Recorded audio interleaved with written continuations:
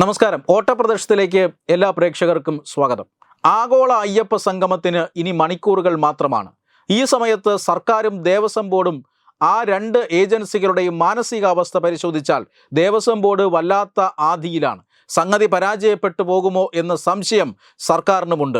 ഇങ്ങനെ പരാജയം സംഭവിക്കാതിരിക്കാനുള്ള plan B ആണ് ഇപ്പോൾ സർക്കാരും ദേവസ്വം ബോർഡും നടപ്പിലാക്കിക്കൊണ്ടിരിക്കുന്നത് എന്നാണ് ലഭിക്കുന്ന സൂചന. അതായത് ഈശ്വരനും മുകളിലാണ് താൻ എന്ന് സാധാരണ മനോനിലയുള്ളവരാരും ചിന്തിക്കുകയില്ല. പക്ഷെ അങ്ങനെ ചിന്തിക്കുന്ന ആളുകളുമുണ്ട്. പ്രകൃതിക്കും സർവ്വചരാചരങ്ങൾക്കും ഈശ്വരനും ഒക്കെ മുകളിലാണ് താനാണ് ഇവരെയെല്ലാം അടക്കി ഭരിക്കുന്നത്, തനിക്കാണ് ഏറ്റവും കൂടുതൽ അറിവുള്ളത്, താനാണ് ഈ സമൂഹത്തിലെ ഏറ്റവും കേമൻ, താനാണ് ഈ സമൂഹത്തിലെ പ്രമാണി എന്നൊക്കെ വിചാരിച്ചിരിക്കുന്ന വളരെ ന്യൂനപക്ഷം ആയിട്ടുള്ള കുറച്ച് ആളുകളുണ്ട്.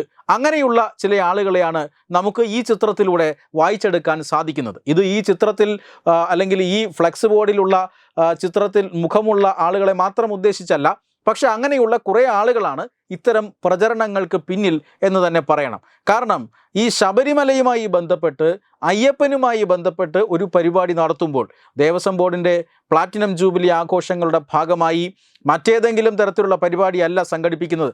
തിരുവിതാംകൂർ ദേവസ്വം ബോർഡിൻ്റെ ഒരു പ്രതിനിധി സമ്മേളനമല്ല സംഘടിപ്പിക്കുന്നത്. മറിച്ച് എല്ലാ ക്ഷേത്രങ്ങളിൽ നിന്നുമുള്ള ഭക്തന്മാരുടെ അല്ലെങ്കിൽ ദേവസ്വം ബോർഡ് ജീവനക്കാരുടെയോ അല്ലെങ്കിൽ ക്ഷേത്ര ഭക്തന്മാരുടെയോ ഉപദേശക സമിതി അംഗങ്ങളുടെയോ ഒക്കെ സമ്മേളനമൊന്നുമല്ല, മറിച്ച് ആഗോള അയ്യപ്പ സംഗമമാണ്. ശബരിമലയിൽ വർഷം തോറും വന്ന് പരിചയമുള്ള കുറച്ച് ആളുകളെ ഏതൊക്കെയോ മാനദണ്ഡത്തിൻ്റെ പേരിൽ സർക്കാർ ഇങ്ങനെ പ്രതിനിധികളാക്കുന്നു.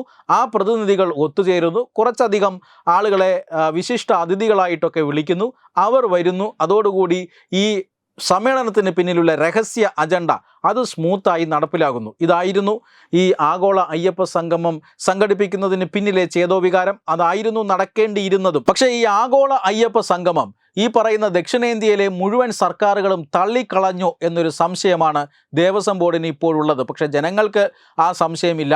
ദേവസ്വം ബോർഡ് പറയുന്നത്, ഞങ്ങൾ രാഷ്ട്രീയ ഭേദമന്യേ കേരളത്തിൽ നിന്നുള്ള പ്രതിനിധികൾക്ക് പുറമെ തമിഴ്നാട്ടിലെ ഭരണകൂടത്തെ അറിയിച്ചിരുന്നു, തമിഴ്നാട് സർക്കാരിനെ അറിയിച്ചിരുന്നു, തെലങ്കാന സർക്കാരിനെ അറിയിച്ചിരുന്നു, കർണാടക സർക്കാരിനെ അറിയിച്ചിരുന്നു, ഗോവ സർക്കാരിനെ അറിയിച്ചിരുന്നു, മഹാരാഷ്ട്ര സർക്കാരിനെ അറിയിച്ചിരുന്നു. പക്ഷേ ഇവരാരും ഇപ്പോൾ വരുമെന്ന് തോന്നുന്നില്ല എന്ന് ഇന്ന് രാവിലെ മുതൽ ദേവസ്വം ബോർഡ് പ്രസിഡന്റ് കരയുകയാണ്. തമിഴ്നാട്ടിൽ നിന്നുള്ള ഏതാനും ചില മന്ത്രിമാർ വന്നേക്കാം. സ്റ്റാലിനെ കൊണ്ടുവന്ന് ഉദ്ഘാടനം നടത്താനായിരുന്നു പദ്ധതി. ഭക്തജനങ്ങളുടെ വലിയ പ്രതിഷേധത്തെ തുടർന്ന് സ്റ്റാലിൻ തന്നെ സ്വയം പിന്മാറിയിരിക്കുകയാണ്. ഈ സ്ഥാനത്ത് തമിഴ്നാട്ടിൽ നിന്നുള്ള പ്രതിനിധികളായി ഏതാനും ഒന്നോ രണ്ടോ മന്ത്രിമാർ വരുന്നുണ്ടാകാം. തെലങ്കാനയിൽ നിന്നാരും വരുന്നില്ല, കർണാടകയിൽ നിന്നാരും വരുന്നില്ല, ഗോവയിൽ നിന്നും വരുന്നില്ല, മഹാരാഷ്ട്രയിൽ നിന്നും വരുന്നില്ല.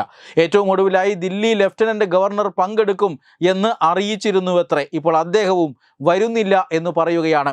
NSSനെയും SNDPയെയും സമീപിച്ച് എങ്ങനെയോ പിന്തുണ ഇരന്നു വാങ്ങിയിട്ടുണ്ട്. സുരേഷ് ഗോപിയെ ക്ഷണിക്കാൻ പോയ ദേവസ്വം ബോർഡിന് അപ്പോൾ തന്നെ ആട്ടുകിട്ടി എന്നാണ് മനസ്സിലാക്കാൻ സാധിക്കുന്നത്. ആഗോള അയ്യപ്പ സംഗമത്തിന് തൊട്ടു പിന്നാലെ അല്ലെങ്കിൽ ആഗോള അയ്യപ്പ സംഗമത്തിന് മണിക്കൂറുകൾ മാത്രം ശേഷിക്കുമ്പോഴാണ് ശബരിമലയിൽ 2019 സ്വർണം പൂശിയതിൽ വൻ ക്രമക്കേടുണ്ട്, 4 കിലോയോളം സ്വർണം കാണാനില്ല എന്ന ഹൈക്കോടതി നിരീക്ഷണം വരുന്നത്. അതിൻ്റെ അടിസ്ഥാനത്തിൽ ഹൈക്കോടതി അന്വേഷണം പ്രഖ്യാപിക്കുന്നത്. അതേ പാറ്റേണിൽ ഇപ്പോഴും ഏതാനും ദിവസങ്ങൾക്ക് മുമ്പും സ്വർണം പൂശാനുള്ള ശ്രമം നടന്നിരുന്നു എന്ന് പറഞ്ഞാൽ വീണ്ടും അവിടെ നിന്ന് സ്വർണം കടത്താനുള്ള ശ്രമം ഈ ആഗോള അയ്യപ്പ സംഗമത്തിൻ്റെ പശ്ചാത്തലത്തിൽ സർക്കാരും ദേവസ്വം ബോർഡും നടത്തിയിരുന്നു എന്ന് ജനങ്ങൾക്ക് സംശയം വന്നു കഴിഞ്ഞിരിക്കുകയാണ്. ആഗോള അയ്യപ്പ സംഗമം നടത്തുന്നതിന് പിന്നിൽ പിണറായിയുടെ രഹസ്യ അജണ്ട മാത്രമാണ് എന്ന് എല്ലാ സർക്കാരുകൾക്കും ബോധ്യം വന്നു കഴിഞ്ഞിരിക്കുന്നു. ശബരിമലയിൽ നടക്കുന്ന ഒരു സംഗമത്തിന് ശബരിമലയിലെ പ്രതിഷ്ഠയായ മൂർത്തിയായ അയ്യപ്പൻ്റെ പടമില്ലാതെ പിണറായി വിജയൻ്റെയും മന്ത്രി VN വാസവൻ്റെയും തല മാത്രം വെട്ടിയൊട്ടിച്ച പോസ്റ്ററുകളും പ്രചരണായുധങ്ങളും കണ്ടാൽ പിന്നെ ആര് വരാനാണ് ദേവസ്വം ബോർഡ് പ്രസിഡന്റ് എന്ന് എല്ലാവരും ചോദിക്കുകയാണ്. സത്യത്തിൽ സ്വന്തം രാഷ്ട്രീയ അജണ്ട നടപ്പിലാക്കാൻ, സ്വന്തം ചില വ്യക്തി താല്പര്യങ്ങളും അഴിമതിയും ഗൂഢതാല്പര്യങ്ങളും ഒക്കെ നടപ്പിലാക്കാൻ 7 കോടി രൂപ ചെലവിട്ടുകൊണ്ട് അതിൽ നിന്നും ഏതാനും കോടികൾ പോക്കറ്റിലാക്കാൻ വേണ്ടി നടത്തുന്ന ഒരു ഇവൻ്റ് മാനേജ്മെൻറ്റ് സംവിധാനമാണ് ശബരിമലയിൽ നാളെ നടക്കാൻ പോകുന്നത്. അത് പിണറായി വിജയൻ സർക്കാരിൻ്റെ മനസ്സിലിരിപ്പ് കേരളത്തിലെ ജനങ്ങൾക്ക് മാത്രമല്ല, ഈ ദക്ഷിണേന്ത്യയിലെ മുഴുവൻ സർക്കാരുകൾക്കും രാഷ്ട്രീയ ഭേദമന്യേ മനസ്സിലായിട്ടുണ്ട്. തമിഴ്നാട് സർക്കാരിന് ഒഴികെ തമിഴ്നാട് സർക്കാരിനും ഏതാണ്ട് ബോധ്യം വന്നിട്ടുണ്ട്. പിന്നെ പിണറായി വിജയനുമായിട്ടുള്ള ചങ്ങാത്തത്തിൻ്റെ പേരിൽ 2 മന്ത്രിമാരെ അങ്ങോട്ട് അയക്കുന്നു എന്ന് മാത്രമേ ഉള്ളൂ. മറ്റൊരു സർക്കാരും ഈ ആഗോള അയ്യപ്പ സംഗമവുമായി സഹകരിച്ച് പ്രവർത്തിക്കുന്നില്ല. അതായത് ആഗോള അയ്യപ്പ സംഗമത്തെ ദക്ഷിണേന്ത്യയിലെ മുഴുവൻ സർക്കാരുകളും ബഹിഷ്കരിച്ചിരിക്കുന്നു എന്നാണ്.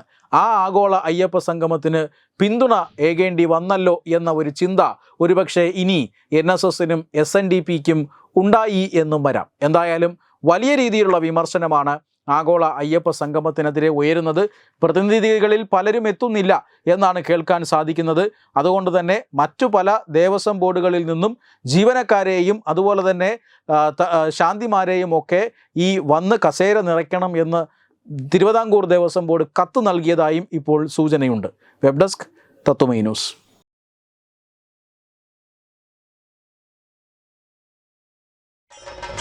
ഭാരതത്തിലെ അതിപ്രശസ്തമായ ക്ഷേത്രങ്ങളിലേക്ക് മലയാളം ന്യൂസ് നെറ്റ്വർക്ക് സംഘടിപ്പിക്കുന്ന ആധ്യാത്മിക യാത്രകൾ. പ്രമുഖ ട്രാവൽ ഏജൻസിയായ യാത്രാനന്ദയുമായി ചേർന്ന് മലയാളം ന്യൂസ് നെറ്റ്വർക്ക് ഒരുക്കുന്ന യാത്രയിൽ ചുരുങ്ങിയ നിരക്കിൽ നിങ്ങൾക്കും പങ്കാളികളാകാം. ഭാരതത്തിലെ പ്രമുഖ ശക്തിപീഠമായ അസമിലെ കാമാഖ്യ ക്ഷേത്രത്തിലേക്കാണ് ആദ്യ യാത്ര. കാമരൂപമെന്ന് കാളിദാസനും പ്രാഗ്ജ്യോതിഷപുരമെന്ന വ്യാസനും വിളിച്ച അതിമനോഹരമായ സംസ്ഥാനമാണ് അസം. സമമായി മറ്റൊന്നില്ല എന്നാണ് അസമിന്റെ അർത്ഥം. ബ്രഹ്മപുത്ര നദിയും ഹിമാലയവും ദൃശ്യചാരുത കൊണ്ട് അനുഗ്രഹിച്ച അസമിലെ കാമാഖ്യ ഇന്ത്യയിലെ തന്നെ ഏറ്റവും പ്രധാനപ്പെട്ട കാളി ക്ഷേത്രങ്ങളിലൊന്നാണ്. കാമാഖ്യ ക്ഷേത്ര സന്ദർശനത്തിന് ശേഷം കിഴക്കിന്റെ സ്വിറ്റ്സർലാൻഡ് എന്നറിയപ്പെടുന്ന മേഘാലയയിലെ ഷില്ലോങ് നഗരവും ചിറാപുഞ്ചിയും അതിമനോഹരമായ മഴക്കാടുകളും ഹിമാലയൻ കാറ്റ് ചൂളം വിളിക്കുന്ന താഴ്വരകളും മേഘങ്ങളെ ഉമ്മവയ്ക്കുന്ന ചെറുകുന്നുകളും കണ്ണാടി പോലെ ജലമൊഴുകുന്ന ഉമയാങ് നദിയും സന്ദർശിക്കുന്നു.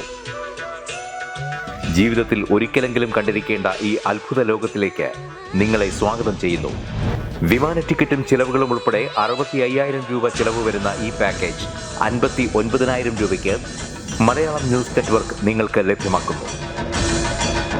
ആദ്യം ബുക്ക് ചെയ്യുന്ന 5 പേർക്ക് 56,000 രൂപയ്ക്ക് ഏർലി ബേർഡ് ഓഫറും ലഭ്യമാണ്. കൂടുതൽ വിവരങ്ങൾക്ക് ഇനി പറയുന്ന നമ്പറിൽ ബന്ധപ്പെടുക. 8089001200 അല്ലെങ്കിൽ 7736549234.